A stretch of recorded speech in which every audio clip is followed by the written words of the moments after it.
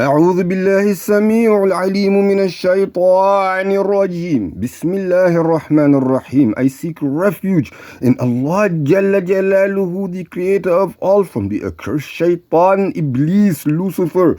And I begin in the name of Allah, the creator, the most compassionate, the most merciful. This is your humble and respectable orator Muhammad Israel, continuing on with the legendary military ideology of the Prophet sallallahu alaihi wasallam, the era of Sayyidina Ali ibn Abi Talib radiallahu anhu, the commander of the believers. Quick disclosure, we are in actually volume 2, and the series began with the legendary career of the Prophet sallallahu alaihi wasallam, the Madanite period.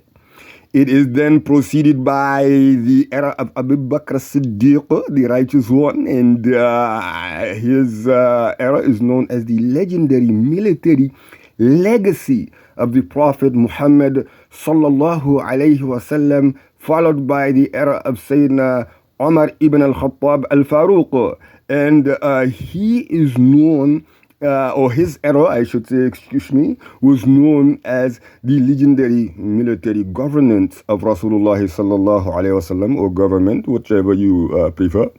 We also have the legendary military nation or legendary military empire of the Prophet Muhammad sallallahu alayhi wasallam, the era of Sayyidina Uthman bin Affan radiyallahu anhu, the Dhu Nurayn, the owner of the two lights, the beholder of the two lights. Now we're on to the legendary military ideology with the era of Sayyidina Ali ibn Abi Talib, and we have arrived in the aftermath of the Battle of the Camel.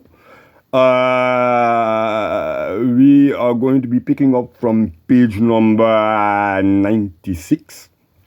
And what we wanted to make very clear for all of those who are following, another quick disclosure before we get into the actual reading of these series, is that the initial videos going or dating back to the legendary military career until current are all on the Muhammadu Gambia channel. Just in case you're on the Abdul Fattah Muhammad channel, we wanted to make everybody be on in clear about that. Now we're going to pick up from page number, as we mentioned, 96. And these are the virtues of Sayyidina, or the mother of the believers, our dear mother Aisha. Not to be confused with you know who. We don't even know, are not worthy of mentioning the name of, because they're namesake, you know, but we don't want to go there. Now, we're going to go ahead and pick up from bulletin number 1.7.5. The Prophet sallallahu alayhi wasallam. Well, let's go just a step back and pick up from 1.7.4. Jibril Alayhi'Ssalam sent his greetings of salam to her with the Prophet Muhammad sallallahu alayhi wasallam, and this can be found in Bukhari, who narrated with his chain of narration going back to Aisha radiallahu anha, that the Messenger of Allah sallallahu alayhi wasallam said to her one day, "O Aisha, this is Jibril sending greeting of salam to you." She said, "And upon him be peace and the mercy of Allah Jalla Jalaluhu and his blessings. You see what I cannot see, Ya Rasulullah." Referring to the Messenger of Allah sallallahu alayhi wasallam, the Messenger of Allah Jalla Jalaluhu. Now we go on to 1.5. The Prophet sallallahu alayhi wasallam went to her first when the ayah, or the ayah instructing him to give his wives the choice was, or when it was given, when the first instructions were given to him to give his wife the choice was revealed. That was also accompanied by the instruction to consult her parents about the matter. because he knew that they would not tell her to leave. She chose Allah Jalla Jalaluhu and His Messenger and the home of the hereafter, and the rest of his wives followed her example. Bukhari and Muslim narrated with their chain of narration going back to Aisha radiallahu anha that she said, when open quote, when the Messenger of Allah sallallahu alayhi wasallam was commanded to give his wives the choice, he started with me and he said, I am going to tell you something, but you do not have to rush until you consult your parents. He knew that my parents would never tell me to leave him. Then he said, Allah Jalla Jalaluhu, may he be glorified and praised, said, O Muhammad sallallahu alayhi wasallam, say to your wives, if you desire the life of this world and its glitter, then come, I will make a provision for you and set you free in a handsome manner, meaning let go or divorce. But if you desire Allah Jalla Jalaluhu and His Messenger sallallahu alayhi wasallam and the home of the hereafter, then verily Allah Jalla Jalaluhu has prepared for al-muhsinat, meaning righteous doers, feminine ones, among you an enormous reward. And this is Quran, Surah number 33, ayah number 28 and 29. I said, do I need to consult my parents about this? Question mark. I desire Allah Jalla Jalaluhu and His Messenger and the home of the hereafter. Then the other wives of the Messenger of Allah Jalla Jalaluhu sallallahu alayhi wasallam did the same as I had done. 1.7.6 The revelation of the ayah of the book of Allah Jalla Jalaluhu because of her. These include ayats that speak about her in particular and others that are for the ummah as a whole.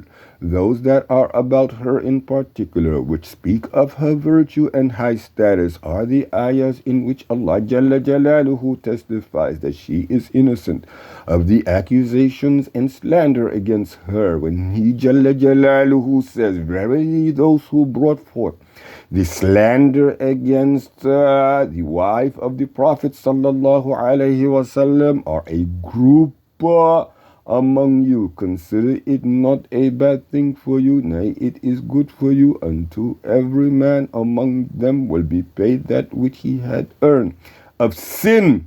And as for him among them who had the greater share therein, will be a great torment. This is Quran, Surah number 24, ayah number 11. Bad statements are for bad people, or bad women for bad men, and bad people for bad statements, or bad men for bad women. Good statements are for good people, or good women for good men, and good people for good statements, or good men for good women. Such good people are innocent of every bad statement which they say. For them is forgiveness and rizqun kareem, generous provisions. Example, paradise, Quran, Surah number 24, ayah number 26.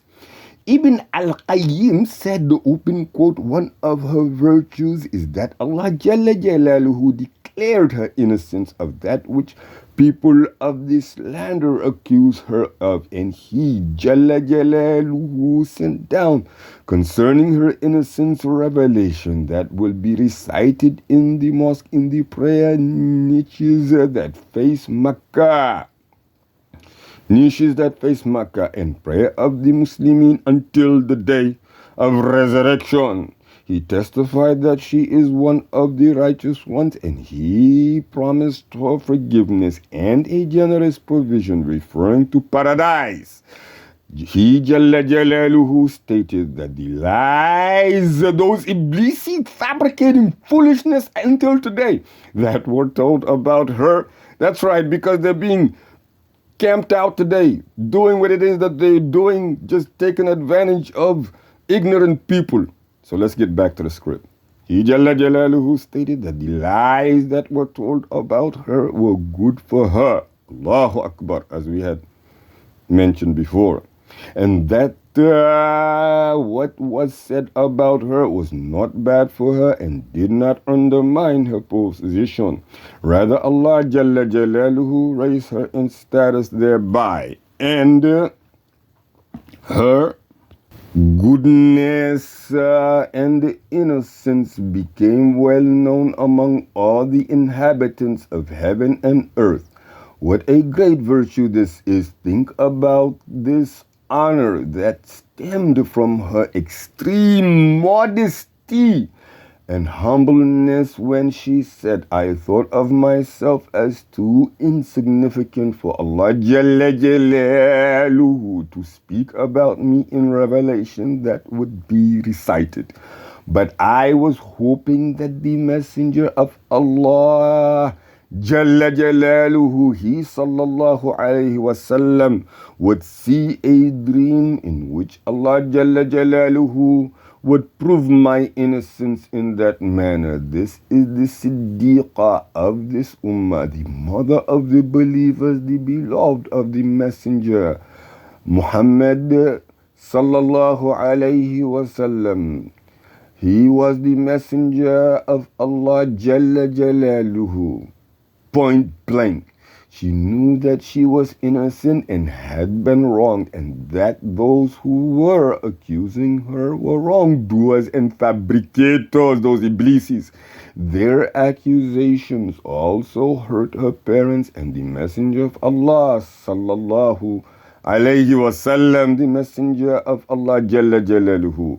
Ibn Kathir said, open quote, when the people of this land spoke against her on the basis of fabrications and lies, Allah Jalla Jalaluhu got angry and sent down to prove her innocence 10 ayats of Quran that will be recited until the end of time.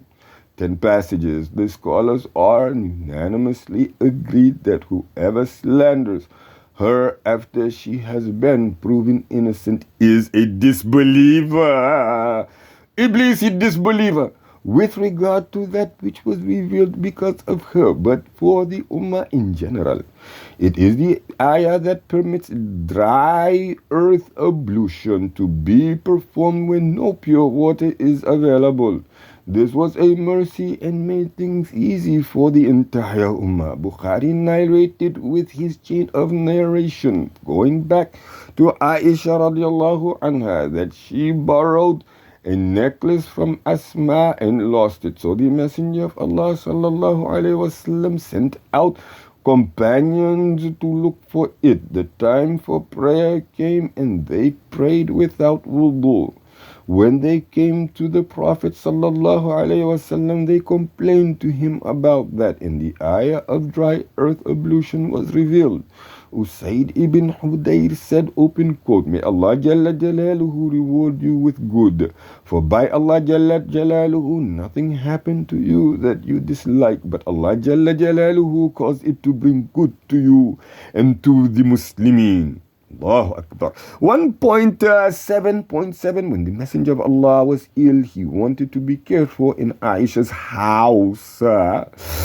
He sallallahu alayhi wasallam, peace and blessings be upon Rasulullah, passed away leaning on her chest on the day of her turn.